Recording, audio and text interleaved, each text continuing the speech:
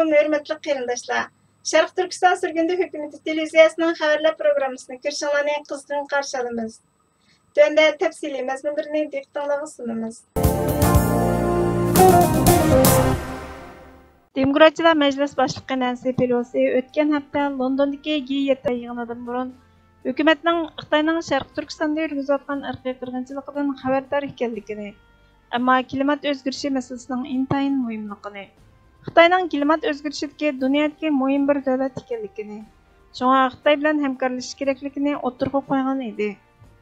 Radio programmasida bundan g'azablangan Gelenbek Nancy Pelosining so'zlarini injikladi va Bayden hokimiyatining Afg'onistonda Amerikaliklarni tashlab ketishi, davolashdagi barobarlik tadbiriga amal qilish qarorining inson hayotiga qanchalik ahamiyat beradiganligini ko'rsatganligini aytish bilan birga, Xitoyning Janubiy dengizdagi tajovuzchiligi, Şərq Türkistandakı irqiy qırğınçılığı, Hong Kongdakı demokratiya və insan haqqları dəbsəndiciligi, Tibetdəki dəbsəndiciligi barğansırı vəhşiləşməkdə.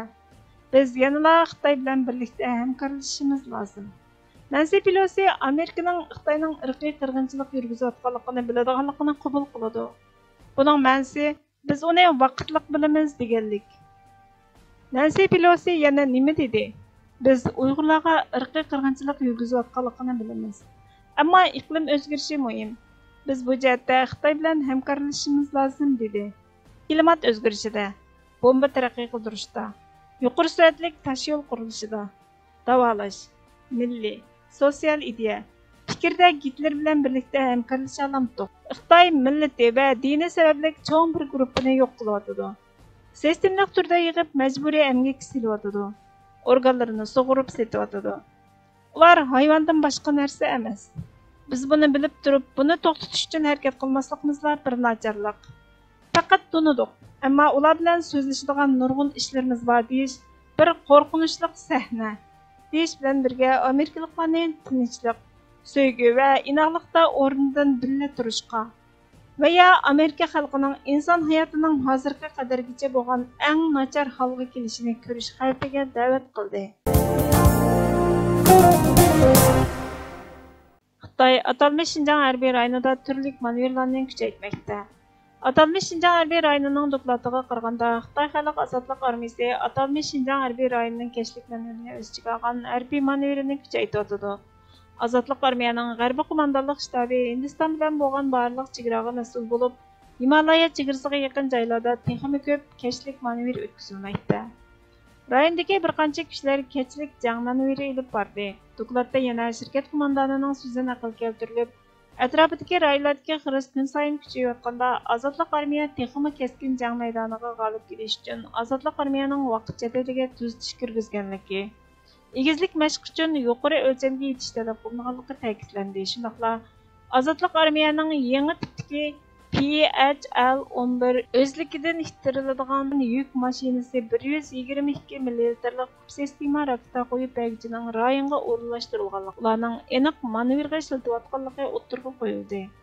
G'arb qo'mondonlik organi atalmış Şinjan va atalmış Xizang avtonom rayonlari shundaqla Hindiston bilan bo'lgan chegarani nazorat qilib, Ozodlik armiyaning qo'mondonligidagi eng chong jo'grafiyalik rayonga aylangan. Bu yil beshida Xitoy Qaraqurum eg'izidan o'tib, toki tuvanki janubiy qismgacha bo'lgan joylarga mas'ul bo'lish uchun atalmış Xizang harbiy rayonidan atalmış Şinjan rayoniga askar yo'tgan. Uningdan boshqa ular texnik ko'p uzun musofirlik zambirak o'rinlashtirgan. Xitoy Tibet egizligida bor bo'lgan aerodromlarni yangilab, qo'sh motorli kurashchi aeroplanni o'rinlashtiryapti. Ular hozir atalmış Şinjan va atalmış Xizangda harbiy qatnash uchun yasalgan yoki qurilayotgan 30 aerodromni yangilayapti. Xitoy atalmış Xizangdagi ul aslarlarni o'zgartib, Lhasa bilan Arunachal Pradesh o'lkasiga yaqin bo'lgan chegara shahar Niningchi bilan tutishadigan yuqori sur'atli poyezdni yo'lga qo'ydi.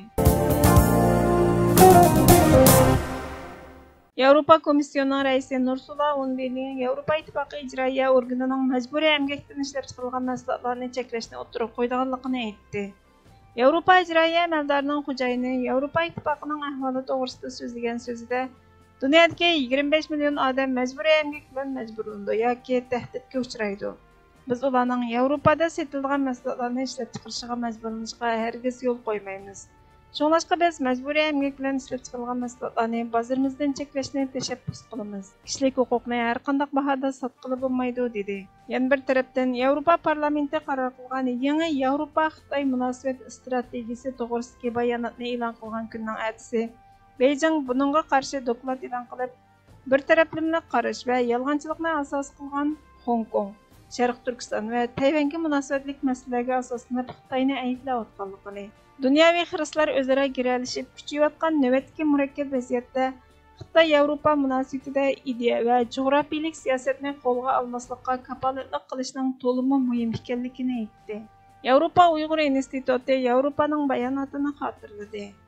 Parijda Uyg'urlarning majburiy emgakiga qarshi namoyish o'tkazgan bu tashkilot Fransiya va Yevropa birligini Sharq Turkistondagi Xitoyning vahshiyligini irqiy qirg'inchilik deb e'tirof qilishga va ayblashga da'vat qiladi.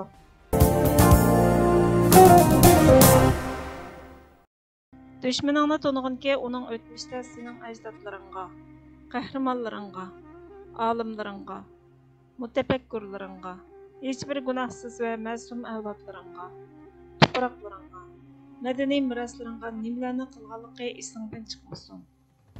Uni tanıg'inki, har bir qadamingda uningga qarshi tadbiring oqilona bo'lsin. Uzunga so'zilsimi tayyorliging hech uzilib qolmasin. Agar sen bir kunlari to'yiqsiz uning zarbasiga uchrag'idek bo'lsang, uning changiliga tayyorliqsiz tushib qolsang, uning tarafidan o'rniga keltiruvsiz ziyonkashlikka uchrag'idek bo'lsang, bilginki bu sening dushmaningning kimligini bilganligingdan emas, balki dushmaningni tanımaganliging yoki yetarlik darajada tunib bo'lolmaganligingning oqibatidir. Hörmətli görürmənlər, xəbərlərimizni köynələr üçün köp rəhmət. Gələr qitimli proqramımız görüşkəcə Allah'a emanet bolğaysızlar.